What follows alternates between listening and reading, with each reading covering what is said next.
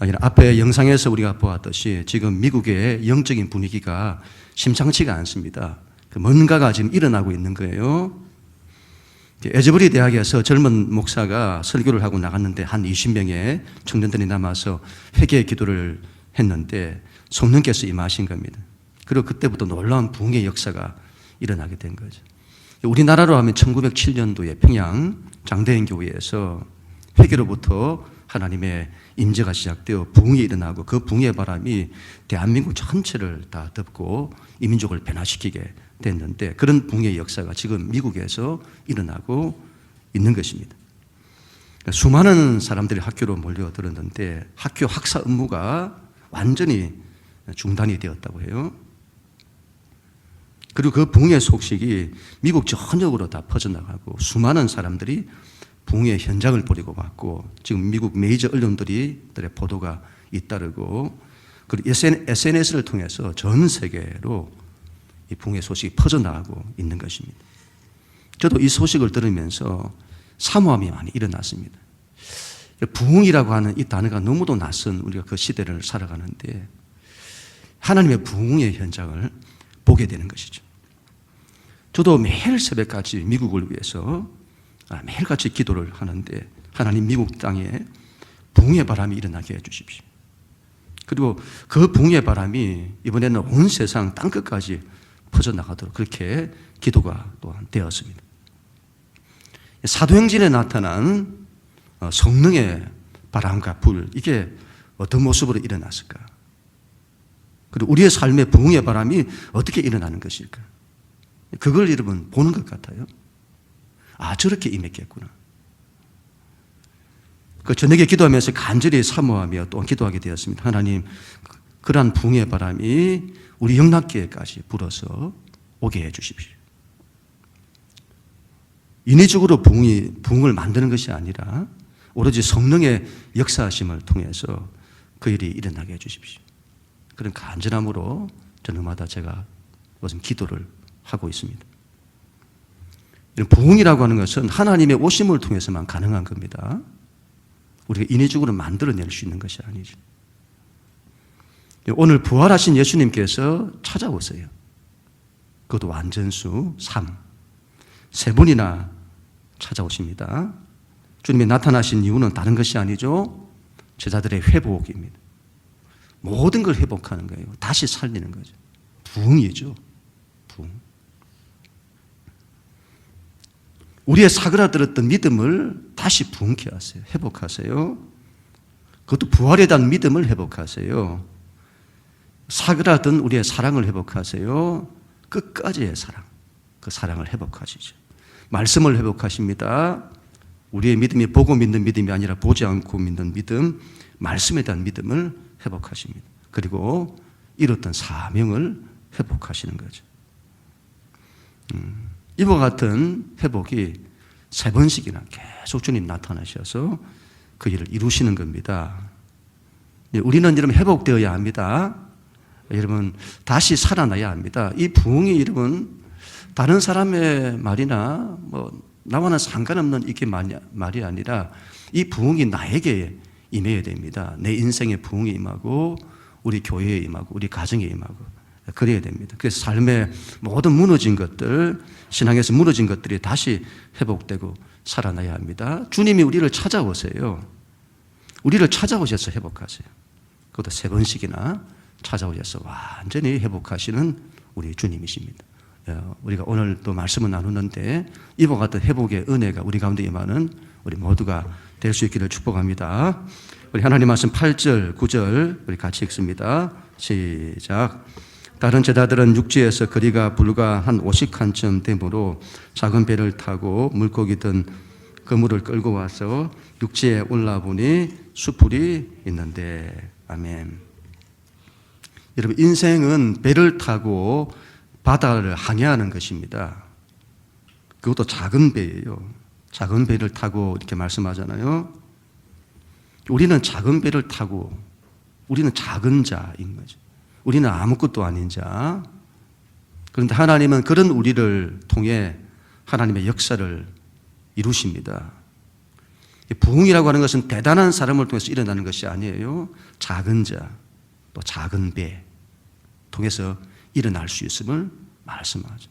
작은 교회, 작은 가정.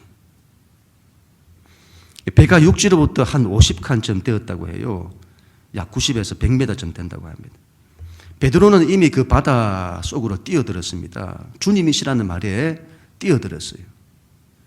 예수님이 자신을 찾아오셨다는 것을 안 거죠. 자기를 찾아오시는 주님을 향해 달려가는 겁니다. 여러분, 우리도 그래야 합니다. 주님이시라 하면 달려가야 합니다. 주님의 일이라 하면 달려가야 해요. 나머지 제자들은 배를 타고 물고기를 잡은 그물을 끌고 주님께로 가는 거죠. 주님께로, 늘 우리의 삶은 주님께로 가는 거예요.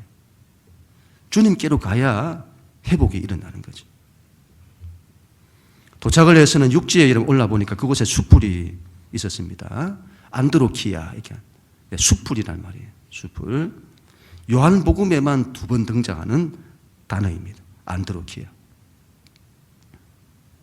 첫 번째 등장은 베드로가, 예수님이 베드로 대제사장의 법정에 잡혀갔을 때에, 그때 베드로가 그 숯불, 안드로키아 숯불 곁에 있었습니다. 그 숯불 곁에서 베드로는 예수님을 3번 부인합니다. 그것도 저주하면서까지. 그때 예수님께서 고개를 돌려서 그 베드로를 쳐다보셨잖아요. 그 숯불이에요. 자신의 모든 것이 무너졌던 그 숯불. 그리고 이후에 좌절과 절망으로 통곡했던, 그걸 기억나게 하는 그 숯불이죠. 베드로의 마음 깊은 곳에 자리 잡고 있는 실패의 촛불, 상처와 아픔과 부끄러움의 그 숯불입니다. 육지에 도착하니까 그 숯불이 있는 거예요. 예수님은 그것으로 베드로를 초청하세요. 왜 그렇게 하실까요? 베드로를 회복하시기 위함이죠. 주님은 베드로를 용서했습니다. 문제는 베드로가 자신을 용서하지 못하는 거예요. 주님을 부인했대. 주님은 십자가에 죽으셨죠. 근데 예수님이 다시 살아나셨잖아요. 그게 여러분, 베드로는 얼마나 좋았을까요? 주님이 다시 살아나셨으니. 그것보다 더 큰 기쁨이 없었을 겁니다. 그리고 그 주님을 정말 사랑하는 거죠.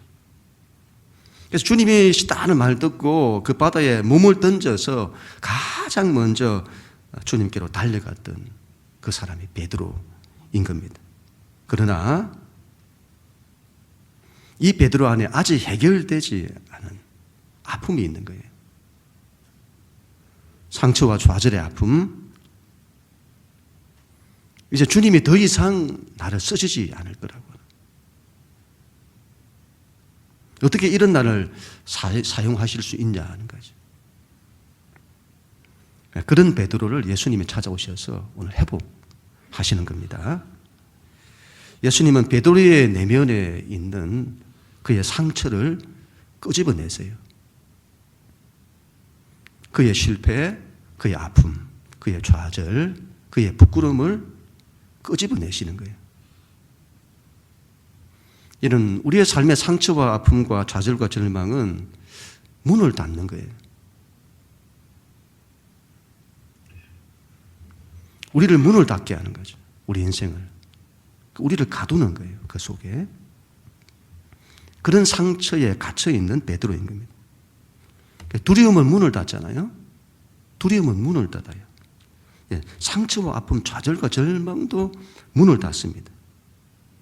예수님은 베드로의 내면 깊은 곳에 있는, 다시는 보고 싶지 않고 다시는 기억하고 싶지도 않은 그 부끄러움과 상처와 아픔과 실패와 좌절을 다시 끄집어내시고 그걸 직면하게 하시는 겁니다. 대면해야 합니다. 대면. 피한다고 해결되는 것이 아니에요. 꼭꼭 숨겨둔다고 해결되는 것이 아닙니다. 끄집어내야 합니다. 그리고 인정해야 합니다.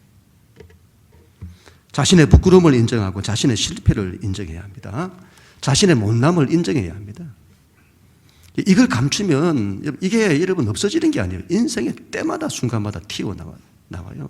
그게 트라우마가 되어서는 그를 괴롭히게 되는 겁니다. 여러분, 페르소나라는 그런 말이 있잖아요. 가면을 말하죠. 가면. 페르소나. 인간은 가면을 쓰고 있어요. 자신을 그대로 인정하지 않아요. 가면 뒤에 숨는 겁니다. 방어기제라는 말이 있잖아요. 방어기제. 트라우마가 크면 그걸 다시 겪지 않으려고 방어벽을 치는 거예요. 그러면 그걸 잊어버리려고 하고 누구도 그걸 건드리지 못하게 하는 거예요. 인간은 가면 뒤에 숨고 방어벽 뒤에 자신을 가둡니다. 그래서는 안 되는 거죠. 그건 자기 인생을 닫게 만들고 가두게 만드는 거예요. 여러분, 우리의 상처와 아픔과 좌절과 절망과 부끄러움을 가지고 주님 앞에 나가야 합니다. 있는 그대로의 모습을 가지고 나가야 합니다. 주님 앞에서도 자신을 가리는 사람이 있어요. 주님이 모르시는 것이 아닌데 그걸 여러분 꼭꼭 감춰요. 끄집어내지 않아요. 그래서는 안 됩니다. 회복은 자신의 처지를 있는 그대로 직면하고 인정하는 데서부터 시작이 되는 겁니다. 내가 왜 그때 그랬을까? 왜 그랬을까? 그랬으면 안 된다는데. 여러분, 이런 자책, 이런 후회의 방식으로는 절대로 회복되지 않습니다. 자신이 더 힘들어지죠. 주님은 제 안에 이런 상처가 있습니다. 주님은 제 안에 이런 아픔이 있습니다. 그걸 그대로 가지고 주님 앞에 나아가는 거예요. 그때부터 주님이 우리를 회복하시는 겁니다. 아프지만 반드시 대면해야 합니다. 그걸 끄집어내어 주님 앞에 가지고 나아갈 때에 치유가 되는 거예요. 그리야 할 때 상처와 아픔과 좌절과 절망과 부끄러움의 마음과 고통의 그 숯불이 이제는 따뜻한 숯불이 되는 겁니다. 물 속에 들어갔다가 나왔으니 얼마나 추웠을까요? 인생이 본래 추운 겁니다. 추운 거예요. 그러한 인생이 주님 앞에 나아가면 주님이 준비하신 숯불이 우리 인생을 따뜻하게 만들어 주시는 것입니다. 그러한 회복의 은혜가 우리 가운데도 그대로 이루어지기를 축복합니다. 우리 9절, 10절 우리 하나님 말씀 같이 읽습니다. 시작. 육지에 올라보니 숯불이 있는데 그 위에 생선이 놓였고 떡도 있더라. 예수께서 이르시되 지금 잡은 생선을 좀 가져오라 하시니. 아멘. 육지에 올라보니 숯불이 준비되어 있고 그리고 생선과 떡이 그 위에 준비되어 있는 겁니다. 밤새도록 여러분 고기 잡는다고 피곤하고 지쳐 있는 제자들을 위해 여러분 매일같이 세상에서 힘들고 지쳐 있는 우리를 위해서 예수님께서 식탁을 준비하신 거죠. 예수님은 그곳에서 제자들을 기다리고 계시고 그들과 만나 함께 식탁의 교제를 나누세요. 식탁을 함께 한다고 하는 것은 단순히 밥 먹는 걸 말하는 게 아닙니다. 식탁을 함께 한다는 것은 한 가족이라는 말이에요. 가족을 식구라고 하잖아요. 식구. 입구자를 써서는 음식을 함께 먹고 나누는 관계를 말해요. 그 식구, 가족이에요. 예수님을 배반했던 제자들입니다. 예수님은 3번씩이나 부인했던 베드로죠. 그들을 찾아봐 주시는 주님이세요. 그들을 위해서 식탁을 준비하신 우리 주님. 그들과 함께 식탁을 나눈다는 하는 것은 당신을 배반했던 제자들을 그래도 주님이 사랑하시는 거예요. 그들을 당신의 가족으로 그래도 여기신다는 걸 말씀하는 거예요. 예수님께서 너희가 잡은 생선을 좀 가져오라 이렇게 하세요. 식탁은 여러분 예수님이 준비하세요. 그런데 제자들이 잡은 생선을 가져오라고 해서는 식탁을 함께 준비하는 거예요. 제자들이 잡았습니다만 그건 제자들이 잡은 고기가 아니에요. 주님이 잡게 해주신 고기입니다.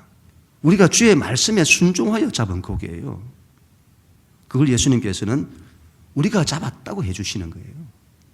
너희들이 잡은 고기를 좀 가져온나. 그걸 가져오라. 그걸로 주님이 준비하시는 아름다운 식탁이 준비가 되는 거예요. 주님이 식탁을 준비하시는데 거기에 우리가 드리는 것으로 식탁이 준비되는 거죠. 밥이 준비되고 반찬이 준비되고. 광야에서 성막을 만들 때에 그 성막은 하나님이 만드시는 거예요. 그런데 그 하나님의 성막을 우리가 드리는 것으로 만드시는 거예요. 내가 드린 것이 하나님의 성막이 되고 내가 드린 것이 하나님의 식탁이 되는 겁니다. 교회는 식탁 공동체입니다. 단순히 밥 먹는 공동체라는 의미가 아니라 밥을 함께 먹음으로 한 가족, 한 식구가 되는 거예요. 그냥 밥 먹는 자리가 아니에요. 주님이 베푸시는 식탁이에요. 그 식탁이 내가 드린 것으로 채워진다고 하는 것은 얼마나 귀한 것인지 모릅니다. 그래서 우리가 서로 밥을 준비하고 반찬을 준비하고 그것으로 식탁이 준비될 때에 그게 영적으로 보면 그렇게 귀한 겁니다. 우리가 준비하는 식탁이 아니에요. 주님이 준비하신 식탁이다. 이건 주님의 식탁이다. 그런 마음이 있어야 됩니다. 그 식탁에 우리가 초청되는 거예요. 영적으로 여러분 식탁 공동체가 얼마나 귀한 것인지 모릅니다. 우리는 그 일을 힘써 감당해야 합니다. 교회도 여러분, 교회는 식탁 공동체를 통해서 가족 간의 사랑과 교제가 회복되어야 합니다. 그런 우리 모두가 다 될 수 있기를 축복합니다. 우리 11절 같이 읽습니다. 11절 시작. 시몬 베드로가 올라가서 그들을 육지에 끌어올리니 가득히 찬 큰 물고기가 153마리라 이같이 많으나 그물이 찢어지지 아니하였더라. 아멘. 베드로가 이제 올라가서 그물을 육지에 끌어올립니다. 베드로는 모든 믿는 자들의 대표자죠. 오늘 말씀은 장차 베드로의 모습, 또 베드로는 대표자, 우리들의 모습을 보여주는 거예요. 예수님이 베드로에게 너는 사람을 낚는 어부가 될 거다 이렇게 말씀하셨잖아요. 여러분 물고기를 잡는 어부였던 베드로, 근데 이제 사람을 낚는다 이 말이죠. 그래서 오늘 여러분 물고기를 잡는 이 이야기는 물고기 잡는 이야기 아니에요. 사람을 낚는 이야기죠. 사람을 구원하는. 사람을 그렇게 구원하게 될 거다 이 말이죠. 우리의 사명을 말씀하는 거죠. 그물에 잡힌 물고기가 이런 153마리라고 해요. 여기서 153이라고 하는 게 나왔잖아요. 153. 믿는 사람들이 좋아하는 번호들이 있어요. 이전에 여러분 교회 전화번호, 개인 휴대폰의 전화번호 참 할 때 여러분 초기에 막 이게 그 번호로 선점하려고 060691 0691 그걸 상징한다 해서 막 전화번호에 0691 하려고 이게 또 안 되니 그 다음에 거꾸로 해가지고 9106, 9106 이렇게 그래서 그런 번호들을 막 딸라고 그렇게 애를 많이 썼잖아요. 0153 여러분들이 비밀번호로 많이 쓰는 거예요. 여러분은 아닌가요? 저는 비밀번호가 전부 0153이에요. 나 괜히 이야기를 전부 다 0153이에요. 우리 교회 주차 그것도 뒤에 가면 전부 비밀번호는 0153.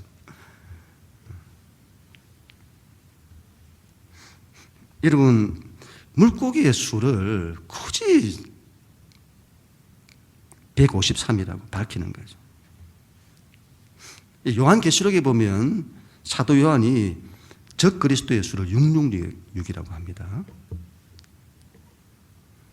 교회를 박해하는 적 그리스도의 수죠. 당시로 한다면 로마 황제를 뜻하는 건데, 그 황제, 그런 기독교를 박해하는 로마 황제를 대표하는 자가 네로잖아요. 게마트리아 계산법이라고 하는데 문자의 값들이 다 있어요. 그래서 네로의 문자 값을 하면 그게 666이 되는 겁니다. 당시 교회가 굉장히 많은 핍박 가운데 있었기 때문에 네로 황제가 그렇다 이렇게 말하면 바로 잡혀가는 겁니다. 잡혀가 죽는 거예요. 666 이렇게 하는 거죠. 그러면 믿는 사람들은 다 아는 거예요. 그게 뭘 지칭하는지. 이런 153에도 뜻이 있는 겁니다. 여러 설이 있습니다. 당시 디베레 호수에 153 종류의 물고기가 있었다고 해요. 디베레라고는 이 바다에 사는 물고기. 이 디베레 바다는 세상을 상징하잖아요. 이 세상 가운데 있는 모든 민족, 모든 종류의 민족, 모든 족속, 열방을 상징한다고 해요. 그들을 구원하게 될 것을 말씀하는 거예요. 두 번째로는 에스겔서 47장 10절에 이 에스겔서 말씀 뒷부분에 가면 성전에서 물이 나오는데 생명수가 나오죠. 이게 바다로 흘러서는 바다, 세상을 다 살리는 이야기예요. 근데 그게 이렇게 말해요. 에스겔서 47장 10절. 또 이 강가에 어부가 설 것이니 엔게디에서부터 에네글라임까지 그물 치는 곳이 될 것이라. 그 고기가 각기 종류를 따라 큰 바다의 고기 같아 심히 많으려니요. 여기서 에네글라임의 이 숫자 값이 153이라고 해요. 일방 땅끝까지 복음이 전파되어 모든 일을 살리는 것을 말씀하는 거죠. 세 번째로는 특별히 이때 고기를, 이때 이 고기란 이 단어만 특별하게 익투스라고 말했어요. 익투스. 첫 글자라, 첫 문자를 딴 거예요. 이에수스, 크리스토스, 데우, 히오스, 소테르. 예수 그리스도 하나님의 아들, 구세주. 이걸 고백하는 하나님의 아들들. 베네히 엘로임. 구원받은 하나님의 백성을 말하는 건데 이게 153이라는 거죠. 그래서 이게 이런 모든 것, 모든 민족, 모든 열방 이런 걸 지칭하는 겁니다. 당시 이 제자들에게 너희가 앞으로 장차 이 세상이라는 바다에 그물을 쳐서 모든 민족을 다 구원할 것을 주님 말씀하는 겁니다. 소명이죠, 소명. 153. 여러분 이전에 모나미 볼펜에서 153이 있었잖아요. 보셨죠? 모나미 흰색에다가 까만 머리에 까만 것에 있는 이 옛날 볼펜, 거기 보면 모나미 153 그리고 0.7mm 이렇게 되어 있어요. 모나미 153 0.7mm. 153의 비전을 가지고 그걸 만들었다 그런 말이잖아요. 이 볼펜을 전 세계인들에게 판다는 그 비전이에요. 비전. 153의 비전. 사명이죠. 죽음의 바다. 이 세상에서 물고기를 잡아 그들을 데리고 육지로 끌고 나오는 거예요. 바다에서. 죽음의 바다, 절방의 바다에서. 그들을 끄집은 구원해내는 거죠. 그리고 예수님께로 데려가는 겁니다. 그게 전도고 선교. 그게 우리의 사명이죠. 우리가 자꾸 이걸 잃어버려요. 이 비전. 이 153의 비전을 다시 회복해야 합니다. 우리 영락교회는 반드시 이 사명을 회복해야 합니다. 153의 비전. 가장 가까운 여러분 가족부터 구원해야 합니다. 그냥 두지 마세요. 이건 이제 사명입니다. 사명. 그 사명을 기꺼이 감당해야 합니다. 그 일이 힘이 들어요. 고기 잡는 것도 힘들고 그걸 끌어오는 것도 힘들어요. 얼마나 주님께로 안 가려고 하는지 끌어서 주님께로 데리고 오기가 이게 쉽지가 않아요. 그러나 그래도 감당을 해야 합니다. 주님 말씀에 순종하여 해야 됩니다. 그러면 결실을 맺는다고 하잖아요. 그럼 우리 모두가 다 될 수 있기를 다시 한번 축복합니다. 우리 마지막으로 12절, 13절 같이 읽습니다. 시작. 예수께서 이르시되 와서 조반을 먹으라 하시니 제자들이 주님이 신 줄 아는 거로 당신이 누구냐 감히 묻는 자가 없더라. 예수께서 가셔서 떡을 가져다가 그들에게 주시고 생선도 그와 같이 하시니라. 아멘. 너희는 와서 조반을 먹으라. 그리고는 예수님이 떡을 가져다가 그냥 조반을 먹으라 하고는 그냥 와서 먹는 걸 그냥 보시는 게 아니라 예수님이 직접 떡을 가져다가 제자들에게 주세요. 생선도 그렇게 주시고. 오병이어의 기적의 사건을 연상케 하잖아요. 그때도 주님이 떡을 떼어서 주세요. 당신을 떼어주시는 거예요. 그분은 생명의 떡이시잖아요. 그분 자신을 떼어서 우리에게 주시는 거예요. 그 떡은 주님의 사랑이죠. 우리는 그 주님이 떼어주시는 그 사랑을 받아 먹어야 합니다. 사랑을 잘 먹고 여러분 살아야 합니다. 육신의 부모로부터 사랑을 받지 못하고 살았을 수 있습니다.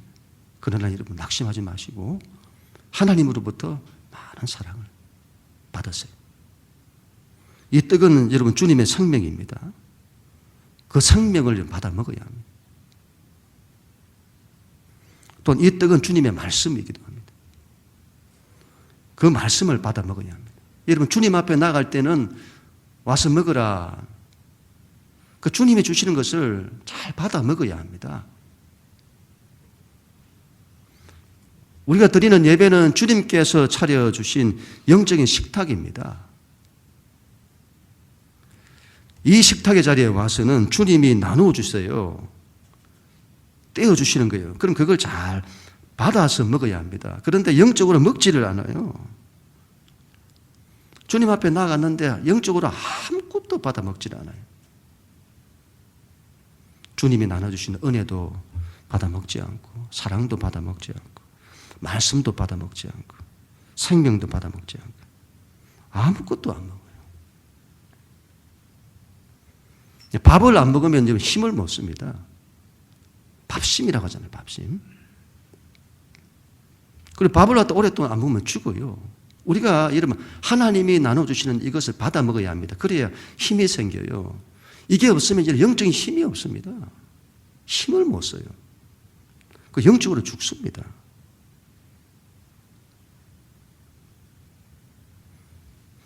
교회를 오면 여러분 우리가 정말 은혜를 사모해야 합니다. 하나님으로부터 오는 것. 하나님께서 떼어서 우리에게 주시고자 하시는. 여러분 그 이방인 여자가 자기 딸 문제를 가지고 나왔을 때 주님이 매몰차게 거절하시잖아요. 그런데 여러분 그 여인이 주인의 상에서 떨어지는 부스러기라도 먹게 해달라고 하잖아요. 주님이 차려서 식탁에서 떨어지는 작은 부스러기라도 제가 먹을 수 있게 해달라고 사모하잖아요. 그 마음을 가져야 되는 거예요. 예배자에 나올 때 그냥 나오지 마세요. 사모함이 있어야 됩니다. 반드시 믿음이 있어야 돼요. 하나님이 이 예배를 통해서 나에게 하나님께서 은혜를 떼어주신다고 하는 이 믿음이 있어야 됩니다. 이걸 여러분 그대로 받으려고 해야 돼요.